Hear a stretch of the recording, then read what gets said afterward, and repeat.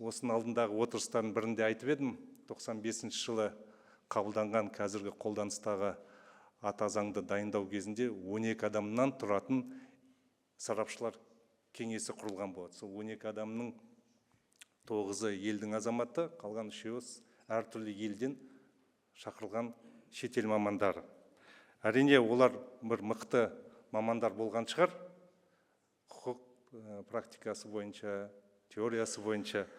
Бірақ біздің елдің тарихын, мәдениетін, болмысын қаншалықты жетік білді, ол жөнінде кесіп айта алмаймыз. Мұндай маңызды құжат әзірлеген кезде тарихта, мәдениетте, болмыста үлкен рөл атқарады.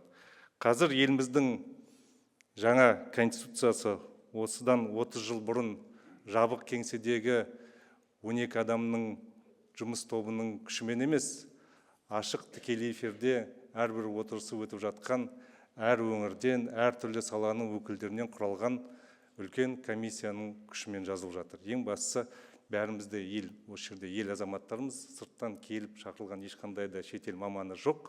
Себебі біз өз болашағымызды, өз тағдырымызды өзіміз анықтаймыз. Мен бұған дейін де айтқан болатын, бұл ең алдымен қазақ тілінде, мемлекеттік тілде жазылып жатқан конституция.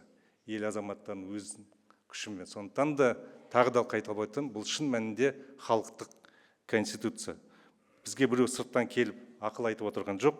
Бұл өзіміз жиналып, өзіміз талқылап, дауласақ та өзіміз пікірлесіп, бір пікірге келіп, мемлекеттік, елдік, ұлттық мүдде тұрғысынан қабылдап жатқан конституция.